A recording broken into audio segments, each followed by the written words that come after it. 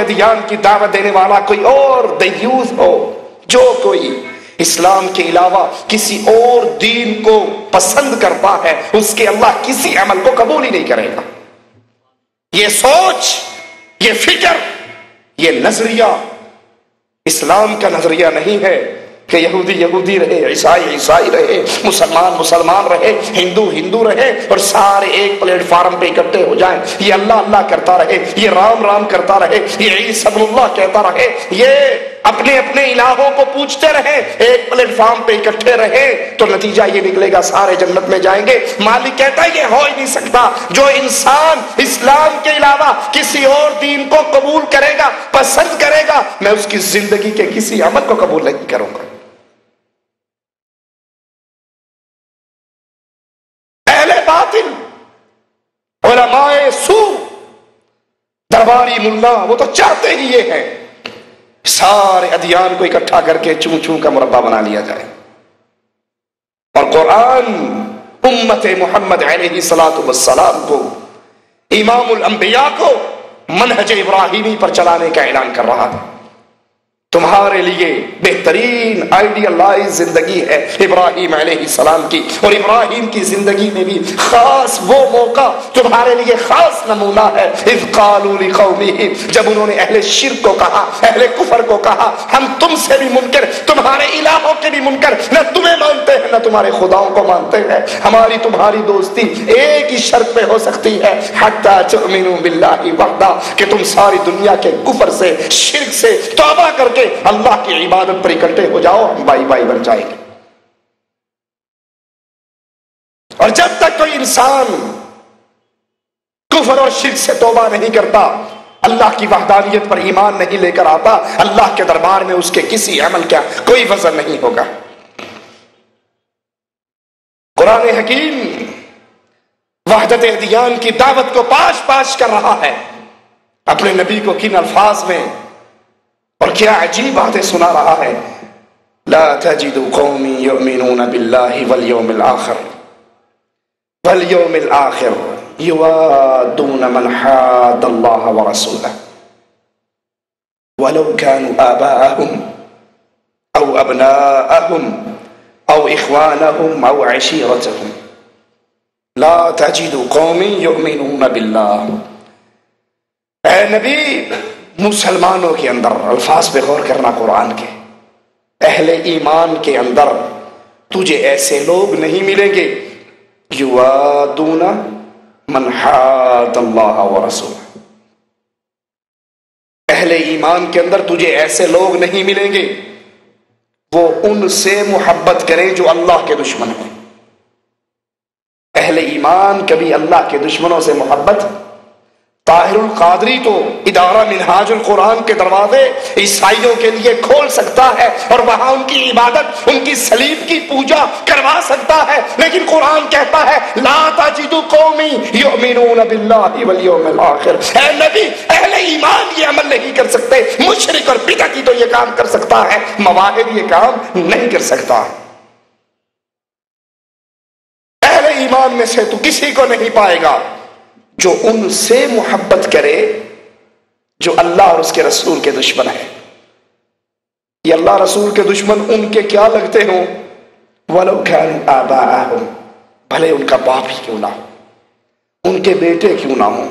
ان کے بھائی کیوں نہ ہوں، ان کے قریبی رشتہ دار کیوں نہ ہو، اگر یہ باپ، یہ بیٹا، یہ بھائی، یہ قریبی رشتہ دار اللہ کا دشمن ہے، اہل شرک اور اہل کفر میں سے ہے، تو یہ کبھی بھی ان سے محبت نہیں کر سکتے۔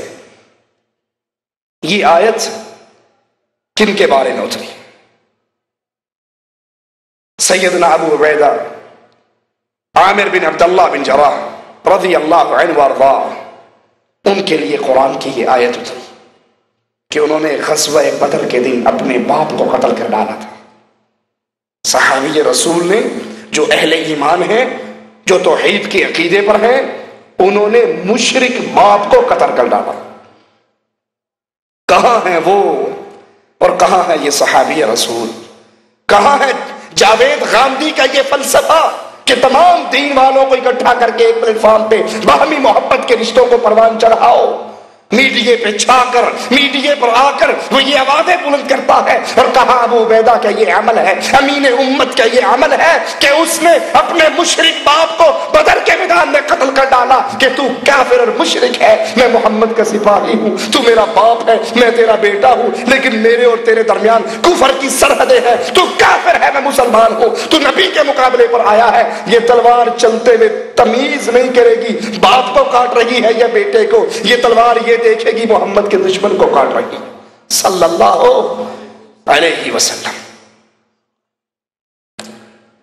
جہاں یہ آیت امین امت کے بارے میں آئی، وہیں یہ آیت صدیق اکبر کے لیے بھی آئی۔ بیٹے نے کہا تھا بابا بدر کے میدان میں 3 مرتبہ تلوار کو اٹھایا تھا، بابا نیچے تیرا چہرہ نظر آیا تھا، باپ ہونے کے ناطے تلوار کو روک لیا تھا۔ کہا بیٹا خوش قسمتی ہے تیری کہ تیری گردن میری تلوار کے نیچے 1 مرتبہ بھی نہیں آئی تھی۔ میرا پکا ارادہ تھا اگر آج عبد الرحمن کی گردن ابو بکر کی تلوار کے نیچے آئے گی تو وہ بیٹا اس کو نہیں سمجھے گا، بلکہ محمد کریم کے دین کا دشمن اہل کفر میں سے شامل کر کے اس کی گردن کو کاٹ ڈالے گا۔ یہ آیت مصعب بن عمیر رضی اللہ عنہ وارضاہ کے بارے میں آئی کہ انہوں نے اپنے حقیقی بھائی کو بدر کے دن قتل کر ڈالا۔ وحدت ادیان کی یہ دعوت اگر اسلام کی دعوت ہے، اگر یہ اللہ کے دین کی شرعی آوازہ ہے تو بتائیے پھر اس کو کیا کہو گے جو سگے بھائی کو کاٹ رہا ہے؟ کیا کہو گے؟ انصاری ایک مشرک کو باندھ رہا ہے، جس کو باندھا جا رہا ہے اس کا بھائی قریب سے گزر رہا ہے اور اپنے انصاری سے کہہ رہا ہے میرے بھائی اللہ کے دشمن کو مضبوط باندھنا، اس کی ماں کے پاس بڑا مال ہے، ہمیں بہت کچھ ملے گا۔ اور وہ ماں جایا،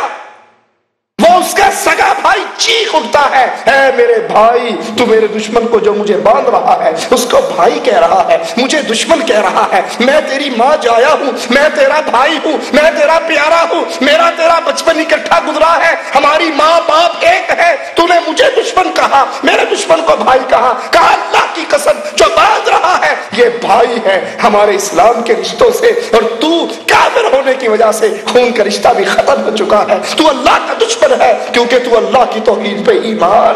نہیں لاتا۔ جاوید خاندی کا یہ فلسفہ، طاہر القادری کا یہ فلسفہ رب محمد کی قسم قرآن کی آیات سے ٹکرا رہا ہے، محمد کے صحابہ کی سیرت سے ٹکرا رہا۔ یہ آیت عمر ابن خطاب رضی اللہ عنہ وارضاہ کے بارے میں نازل ہوئی، جنہوں نے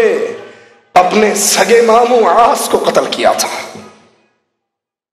ان کی تلواریں چلتے ہوئے یہ نہیں سوچا کرتی تھی قید میں آتے ہیں نبی مشورہ کرتے ہیں، عمر ابن خطاب ایک ہی بات کہتے ہیں آقا میرا پیارا مجھے دے دو، ابو بکر کا اس کو دے دو، عثمان کا اس کو دے دو، آج ان کی گردنیں کاٹ کر ہمیں اعلان کر دے کہ یوم الفرقان ہے، بدلے کا دن ہے، وضاحت کا دن ہے، اعلان کا دن ہے کہ ہم محبت کرتے ہیں تو اللہ کے لیے، نفرت کرتے ہیں تو اللہ کے لیے۔ وہ اللہ کا دشمن باپ ہو، بیٹا ہو، بھائی ہو، عزیز ہو، اس کی گردن کاٹ دی جائے گی اگر وہ اللہ کی توحید کو نہیں مانتا۔ سیدنا حمزہ، سیدنا علی، سیدنا عبیدہ بن حارث، ان کے بارے میں یہ آیات نازل ہوئی۔ انہوں نے اپنے قریبی ترین رشتہ داروں کو، عتبہ کو، شیبہ کو اور ولید کو بدر کے میدان میں کاٹ ڈالا تھا۔ قرآن کا حکم سنیے، اللہ کے لیے اس پرفتن دعوت کو سامنے رکھیے، دینوں کا تقارب، دینوں کی وحدت، ان کو اکٹھا کرنا، ایک سٹیج پہ لانا، میڈیا کے سامنے پیش کرنا اور دنیا کے بارے میں یہ غلط فکر رکھنا کہ اس طرح امن آ جائے گا، اس طرح انتشار ختم ہو جائے گا۔ اور امن آنے کا ایک ہی ذریعہ ہے جب دنیا والے عرش والے کی عبادت شروع کریں گے، اکیلے اس کی عبادت کریں گے، شرک سے پاک ہوں گے، اس کے نبی کی اطاعت کریں گے، اس دنیا میں امن بھی آئے گا، سکون بھی آئے گا۔ اس کے علاوہ جب تک یہ عمل نہیں ہوگا، جتنے مرضی فلسفے لے آؤ، جتنے مرضی طریقے اختیار کر لو، اس دنیا میں امن آ ہی نہیں سکتا۔ جہاں شرک ہوتا ہے وہاں بدامنی ہوتی ہے۔ قرآن حکیم اعلان کر رہا ہے یا ایھا الذین آمنوا لا تتخذوا عدوی، اے ایمان والو سنائیے اللہ کے لیے یہ آیات سنائیے، اپنے مولویوں کو سنائیے، اپنے بزرگوں کو سنائیے، دنیا والوں کو سنائیے، قرآن کے الفاظ کو یاد کیجئے۔ کفار اور مسلمانوں کے درمیان محبت کی یہ پینگیں بڑھانے والے، اپنی مسجد عیسائیوں کے لیے کھولنے والے اور عیسائیوں کے چرچوں میں خود سجدہ ریز ہونے والے، قرآن کیا کہہ رہا ہے؟ یا ایھا الذین آمنوا لا تتخذوا عدوی وعدوکم اولیاء، اے اہل ایمان، اگر تم اہل ایمان ہو میرے اور اپنے دشمن کو دوست نہ بناؤ، میرے اور اپنے دشمن کو دوست نہ بناؤ، ان سے محبت کی پینگیں نہ بڑھاؤ۔ قرآن حکیم ایک اور مقام پہ بیان فرماتا ہے یا ایھا الذین آمنوا لا تتولوا قوما غضب اللہ علیہم، ان کے سے پیار کی پینگیں نہ بڑھاؤ، ان کی طرف میل نہ کرو، ان کی طرف نہ جھکو، ان سے دوستیاں نہ کرو جن پہ اللہ کا غضب آ چکا ہے۔ اہل شرک کے لیے تو قرآن بتاتا ہے مشرک کے لیے جائز ہی نہیں وہ مسجدوں کو آباد کرے، مسجد کو کون آباد کرتا ہے؟ اہل ایمان اور اہل توحید۔ اس آیت کو سامنے رکھیے اور پھر طاہر القادری کے اس عمل کو سامنے رکھیے کہ مسجد کھلی، عیسائی پادری لاہور کی سرزمین پہ اس مسجد میں آ کے عبادت کر رہا ہے اور طاہر القادری چرچ میں عبادت کرنے کا اعلان کر رہا ہے۔ قرآن کہتا ہے اے اہل ایمان میرے دشمنوں کو دوست نہ بناؤ، یہ آپس میں دوست ہیں، تمہارے دوست نہیں ہو سکتے۔ یا ایھا الذین آمنوا لا تتخذوا آباءکم واخوانکم اولیاء، اے ایمان والو اپنے باپوں کو، اپنے بھائیوں کو، اپنے عزیزوں کو، اپنے قریبوں کو اپنا دوست نہ بناؤ اگر وہ کفر کو ایمان پہ ترجیح دیں، اگر وہ کفر کو ایمان پہ ترجیح دیں، شرک کو توحید پہ ترجیح دیں، تو پھر وہ تمہارا باپ ہو، وہ بھائی ہو، وہ عزیز ہو، وہ رشتہ دار ہو، وہ قریبی ہو، وہ محبت کرنے والا ہو، تو پھر ایسے لوگوں سے دوستی کی پینگیں نہیں بڑھ سکتی۔ جب باپ کافر کے ساتھ دوستی نہیں ہو سکتی، دل کا پیار، دل کی محبت بھائی کافر کے ساتھ نہیں ہو سکتی، تو ایک غیر رشتہ دار، دور کے تعلق والا اللہ کا دشمن بنے اور اسے ہم ایک میدان میں لائیں، ایک سٹیج پہ لائیں اور ان سے پیار و محبت کی پینگیں بڑھائیں، ان کے دنوں میں چھٹیاں کریں، ان کی عیدوں پہ چھٹیاں کریں، ان کی عیدوں میں شامل